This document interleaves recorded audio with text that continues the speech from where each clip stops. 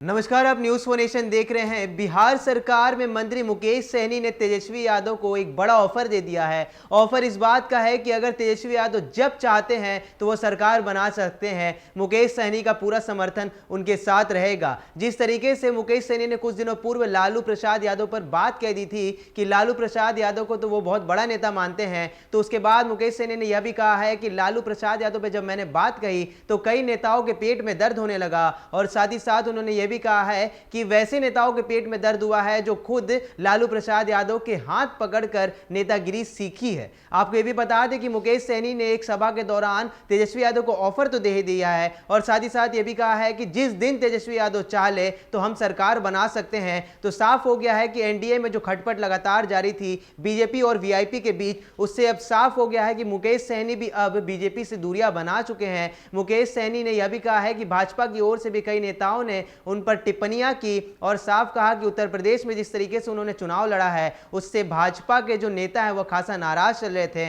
मगर अपनी पार्टी को आगे बढ़ाने के लिए ही उन्होंने उत्तर प्रदेश में चुनावी हाथ आजमाए थे। मगर लगातार भाजपा की ओर से कटाक्ष किया जा रहा था मुकेश सहनी पर, तो आज मुकेश सहनी ने भी यह साफ कह दिया है कि जब तेजस्वी यादव चाहे तो बिहार में हम लोग मिलकर सरकार बना सकते हैं। देखिए किस प्रकार से मुकेश सहनी तेजस्वी यादव को ऑफर दे रहे हैं कि क्या अब तेजस्वी यादव मुकेश सहनी के ऑफर को मानते हैं कि नहीं, यह तो भविष्य की कोख में है। मगर लगातार मुकेश सहनी भी अब बीजेपी नेताओं पर कटाक्ष कर रहे हैं और साफ कह दिया है कि अगर वो लालू यादव की जो खास बात है वो करते हैं तो कई नेताओं की पेट में दर्द हो जाता है। यह साफ है कि उनका कटाक्ष लगातार बीजेपी की ओर ही था। सुनिए क्या कह रहे हैं मंत्री मुकेश सहनी। यहाँ से कैंडिडेट देने का उचित देखिए, हमारी पार्टी स्वतंत्र है। हमारी पार्टी ऊपर करो प्रदेश में हम हर चुनाव को हर चुनाव को मजबूती से लड़ना चाहते हैं और जब गठबंधन होता है तो उसमें गठबंधन धर्म का निर्माण करते हैं और वहाँ पे सहयोगी दल को जगह दिया जाता है।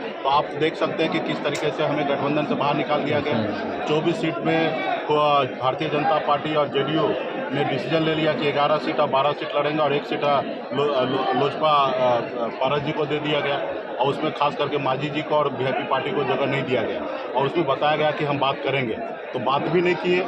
और मजबूती से हम लोग उम्मीद करते थे कि हमें गठबंधन में 2 सीट मिले ताकि हम भी गरीब लोगों का हक अधिकार के लिए लड़ाई लड़ेंगे। तो गठबंधन में जब उन्होंने नहीं रखा तो मेरी पार्टी, मेरी विचारधारा स्वतंत्र है। आज मजबूती से पूरे प्रदेश में हम लोग चुनाव लड़ रहे हैं। हम 7 जगह हम चुनाव लड़ रहे हैं और 2 जगह हम निर्दलीय प्रत्याशी को समर्थन हमने दिया और बाकी हमने सोचा कि हम जब एनडीए गठबंधन में है तो 15 जगह पे हमने समर्थन दे दिया एनडीए को, जिसमें से मैक्सिमम सीट कह सकते हैं कि जेडीयू का है और कुछ सीट बीजेपी का भी है और मजबूती से हम लोग काम कर रहे हैं। बाकी 7 जगह हम लोग लड़ रहे हैं और मुझे पूरा उम्मीद है कि हर जनप्रतिनिधि का सोचेंगे कि वीआईपी पार्टी का विचारधारा और वीआईपी पार्टी जो लड़ाई लड़ रहे हैं, हमने इसके लिए घोषणा पत्र भी पार्टी की तरफ से जारी कर रहे हैं कि हमारे प्रत्याशी जीतेंगे तो जैसे वार्ड को 500 रुपया मानदेय मिल रहा है तो उसको हम 2000 रुपया मानदेय कराएंगे। तो ये सब मुद्दा लेकर हम लोग करेंगे क्योंकि ये चुनाव को बाजारीकरण नहीं होना था, लेकिन हालात ऐसा है कि इस चुनाव को बाजारीकरण कर दिया गया।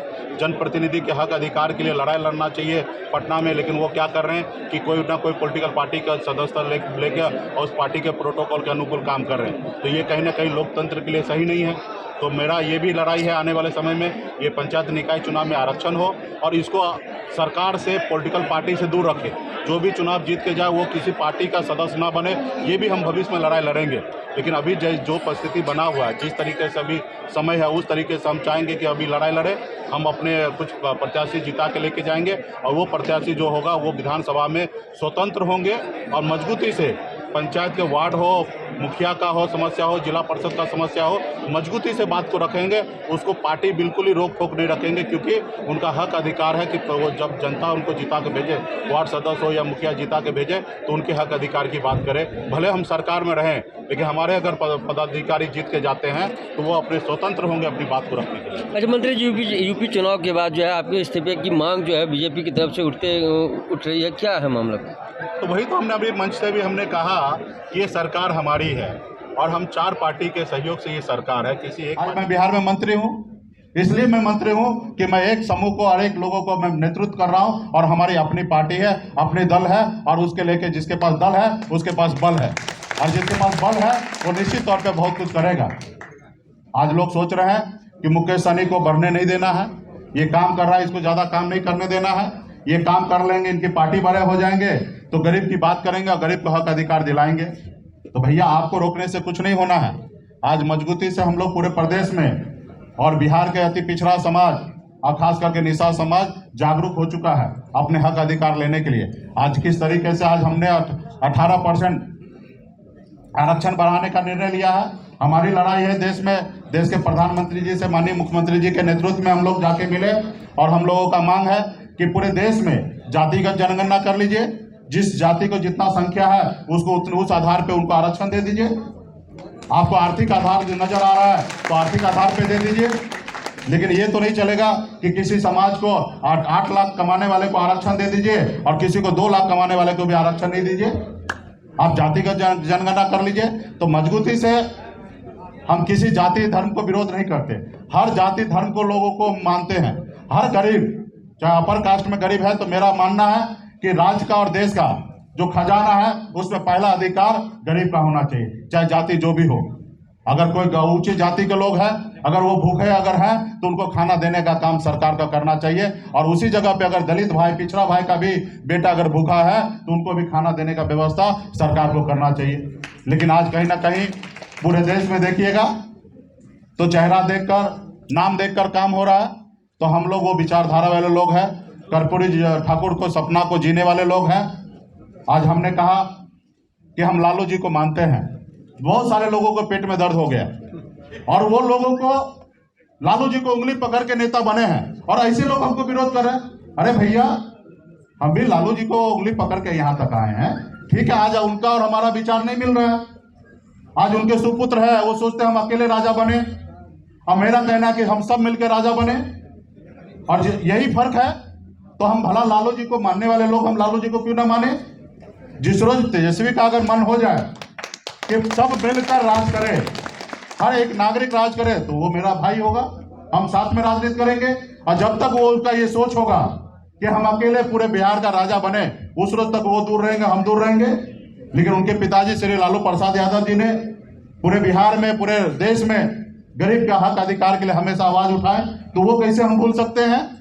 वो तो हमेशा होगा कि आपका अपना अधिकार नहीं मिल रहा है। तो इसके लिए आपके नेता जीत के जाए सदन में और आपकी बात को रखे। इसलिए आप लोग हमारे चंदन जी को यहाँ पे चुनाव जिताइए और मजबूती से आपको बात को रखेंगे। और हम लोग संघर्ष करने वाले लोग हैं।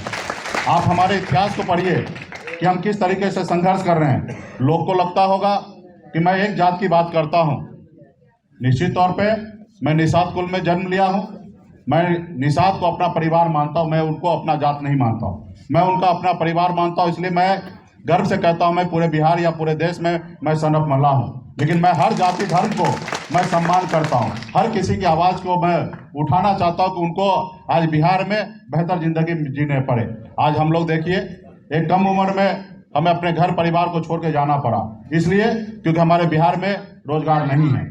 आज मैं चाहूंगा कि ऐसा बिहार बने कि बिहार का कोई बेटा को दूसरे राज्य में जाना ना पड़े। इसके लिए मैं आज काम कर रहा हूँ। आज जो हमें विभाग जो मिला है उसमें मैं एक से एक योजना चला रहा हूँ। हर गरीब किसान पशु को पालेंगे, उसके लिए सरकार की तरफ से हमने 90% तक अनुदान दे रहे हैं, खास करके पिछड़ा, अति पिछड़ा और दलित भाई के लिए, कि आप 3,34,000 रुपया में 4 पशु का स्कीम है, जिसमें सिर्फ 34,000 रुपया भरना है, 3 लाख रुपया सरकार भरेगा। आज ऐसे स्कीम को हम लोग ला रहे हैं। उसी तरीके से पूरे बिहार में मछुआरा भाई के लिए हम लोग काम कर रहे हैं। तो बहुत सारा काम कर रहे हैं और उसके साथ साथ हम अपनी लड़ाई भी लड़ रहे हैं। आप देखते होंगे कि किस तरीके से लोग हमें परेशान कर रहे हैं।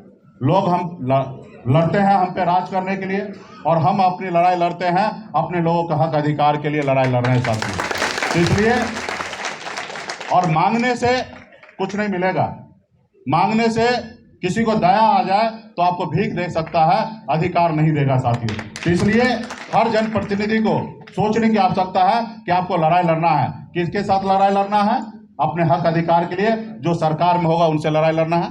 आज मैं सरकार में हूँ, आपका कर्तव्य है, अगर मेरे राज्य में हमारे रहते हुए अगर गरीब कल्याण नहीं हो तो आपका काम है हमें विरोध करना। तो इसके लिए हमें भी लगेगा कि जनता के लिए हमें काम करना है। तो इसलिए आप जो जनप्रतिनिधि को जिता के भेजेंगे वो आपके हक अधिकार की बात करें। जिस तरीके से विधानसभा में पॉलिटिकल पार्टी घोषणा पत्र जारी करते हैं, तो मैं देख रहा हूं कि यहाँ पे भी हर पॉलिटिकल पार्टी घोषणा पत्र जारी करे कि ये पंचायत निकाय चुनाव में जीत के आएंगे तो उनके लिए सरकार क्या करेंगे।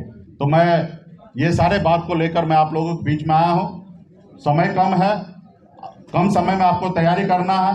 हर एक साथी को आप लोग मजबूती से अपने क्षेत्र में उतरिए और परवाह मत कीजिए कि हार और जीत, आप मैदान में अगर डट के लड़िएगा तो निश्चित तौर पे जीत होगा। क्योंकि अगर मैं भी 2014 में सोचता तो शायद आज मुंबई में रहता। आज मुंबई को छोड़कर मैं बिहार में आया, लड़ाई लड़ने के लिए आया, और लड़ाई लड़ते लड़ते आज मैं यहाँ पे हूँ। आपने तो देखा होगा कि हमने, लेकिन कोटा नहीं बढ़ाया गया। आज उसके लिए भी हम लोग लड़ाई लड़ रहे हैं कि कैसे भी उनमें 18% आरक्षण बढ़ाया जाए, और इसके लिए हम लोगों का हक और अधिकार है। इसके लिए हम लोग संघर्ष करेंगे साथियों। तो इसलिए साथियों, आप सभी हमारे जनप्रतिनिधि हैं, मैं आप लोगों से आग्रह करूंगा, क्योंकि हमारे प्रत्याशी के पास देने के लिए बहुत कुछ नहीं है। हाँ, निश्चित तौर पे मैं घोषणा करता हूं कि हमारे प्रत्याशी को जिताइए, और आपके जो पंचायती निकाय जो व्यवस्था है उसमें मजबूती से काम होगा। आप एक एक वार्ड को सुना जाएगा, एक एक मुखिया को सुना जाएगा।